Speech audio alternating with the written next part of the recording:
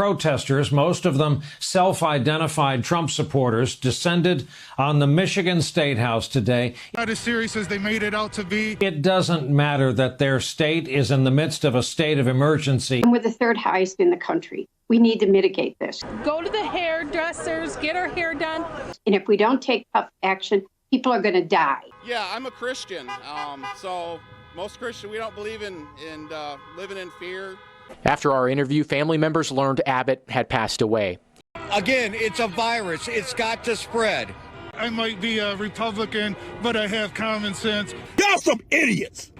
Like I said, we're not her children. I can't help anybody because y'all decide to block up every entranceway to get to the hospital. Do you have any concern that this gathering might cause this virus to spread further?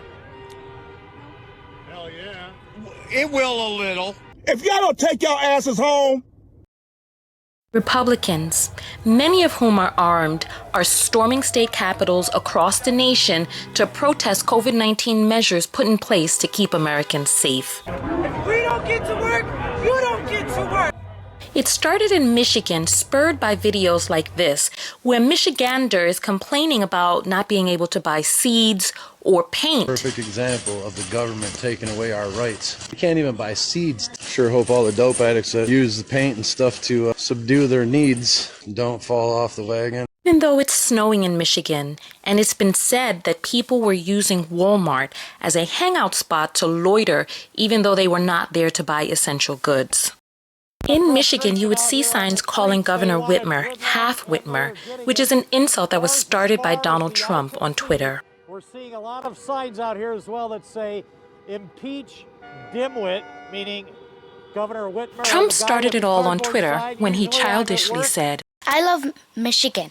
One of the reasons we are doing such a great job for them during this horrible pandemic.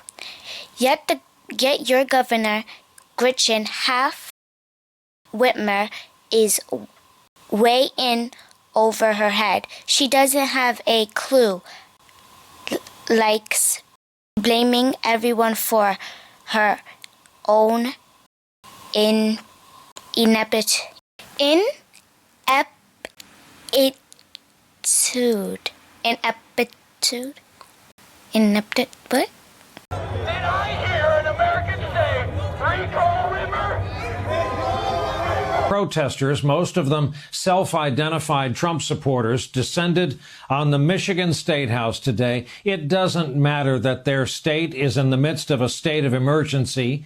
The protest, dubbed Operation Gridlock, was organized by the Michigan Conservative Coalition and the Michigan Freedom Fund, a DeVos family-linked conservative group. As the name of the protest implies, the protest was designed to cause traffic jams, and they succeeded. Those stuck in traffic included hospital workers trying to get to work in a hard-hit state in the middle of a pandemic. The traffic jams blocked essential workers and emergency personnel from getting to work. One man went viral when he spoke out. How can I do my job if y'all idiots are blocking up the ways to get to the hospital? There are people dying. What if it was your mother? It is unfair for the people that have to go to work every single day, especially in the hospital. If y'all don't take y'all asses home, y'all some idiots. Total idiots. I can't do my job. I can't help anybody because y'all decide to block up every entranceway to get to the hospital. We are fourth in the nation right now for the number of cases. We alternate between third and fourth, and we're the third highest in the country. We need to mitigate this. And if we don't take tough action, people are going to die. And people don't understand that they could die. And there's no room to be political now, period. Our numbers were staggering, frightening, and devastating. You got to do what you got to do right now because we don't want people to die. When reporters spoke to protesters, they didn't seem concerned about the deadly airborne virus, which has killed over 100,000 people worldwide, 1/3 of whom are in the U.S. alone. The U.S. has surpassed all other countries in COVID cases. Are you concerned about this virus? I was in the beginning until I've done my research and found out the realities and the media's overreach on it and that it's not as serious as they made it out to be. I don't think it's to the extent that they're trying to make it out to be. And listen.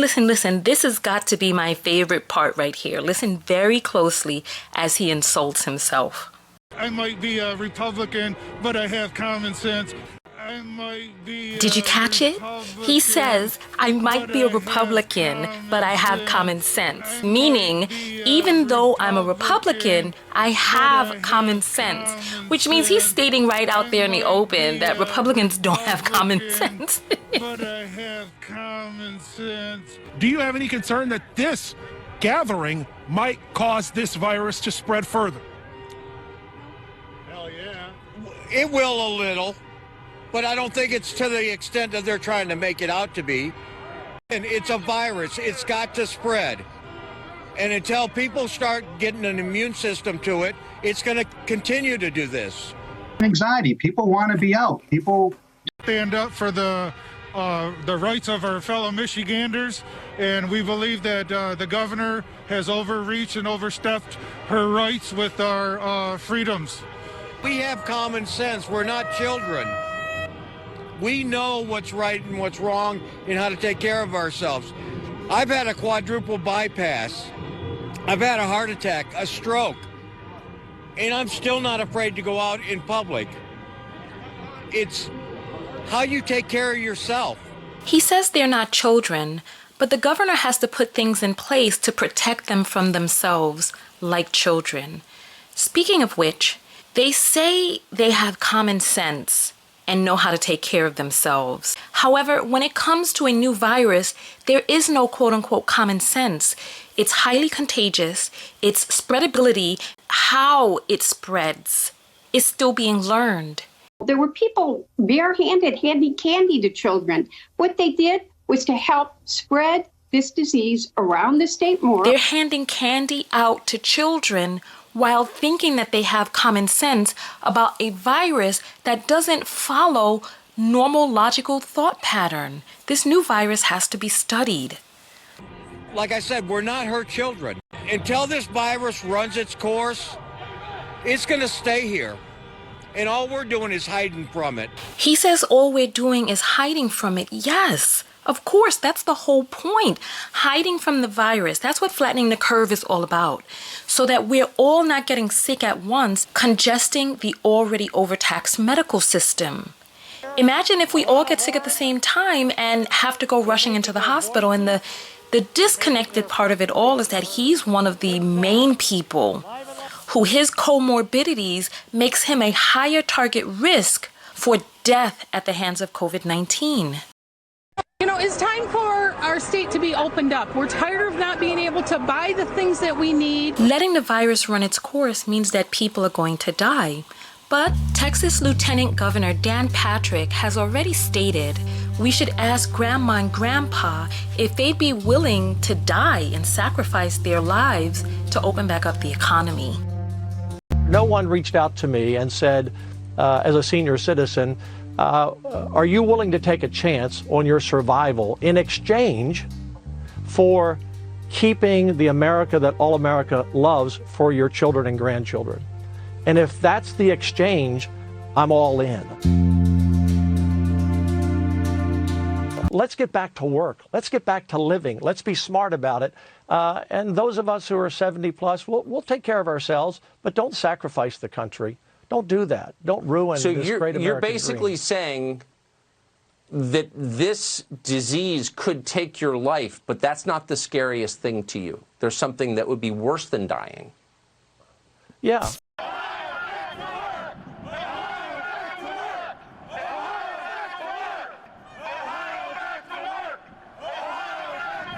That's what a lot of the statements seem to be about. America's obsession with exchanging life hours for fiat currency and partaking in the debt slavery system of this matrix. If you're sick, stay home and in your house. The ones that can work need to work. We need to open our business. Did you catch all of the things wrong with this statement? A person can be contagious and not feel sick, hence the lockdown. Social distancing, not house arrest. We can work safe And listen to this next woman and the guilt she feels about collecting unemployment, a system we pay into and are entitled to during hard times. Why are Americans made to feel shame for having insurance? Community is struggling. My husband is on unemployment for the first time in our life. And it's unwillingly that we're taking unemployment. We want to go back to work. We have employees. We have paychecks to issue. We have bills to pay. The only stores open are Walmart? That's ridiculous. That's why we're here. P.S. In order to collect unemployment insurance as a business owner, you have to be labeled as a legal employee of that business and be drawing a bona fide paycheck, which you as the business owner and you as the employee both pay into unemployment insurance. End the lockdown, open Michigan, stop the tyranny. We came down and we just want to end the lockdown and use some common sense and get things back to normal. You're out here without a mask, without gloves, you feel safe? Yeah, I'm a Christian, so most Christians, we don't believe in living in fear. You know, God's in control of everything, and we just want to show our faith and get things back to normal. Well, it makes sense for people who base their life on dying. Many Christians may want the virus to take them so that they can go on to glory. But you know, there's a difference between being faithful and reckless.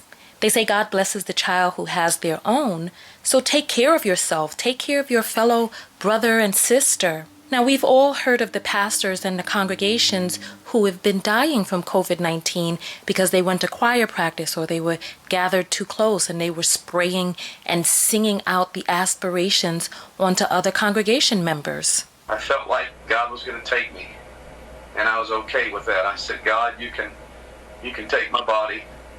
I said, I'm ready to meet you. I said, just take care of my family and my friends and my church and my community. On Wednesday night, family members were asked to say their goodbyes on a FaceTime call. After our interview, family members learned Abbott had passed away. But what happened yesterday was inexcusable. People did not have masks. They did not have gloves. They did not distance themselves. They had Confederate flags, swastikas. They blocked an ambulance trying to get to a hospital. I can't go between those houses. You can't buy paint.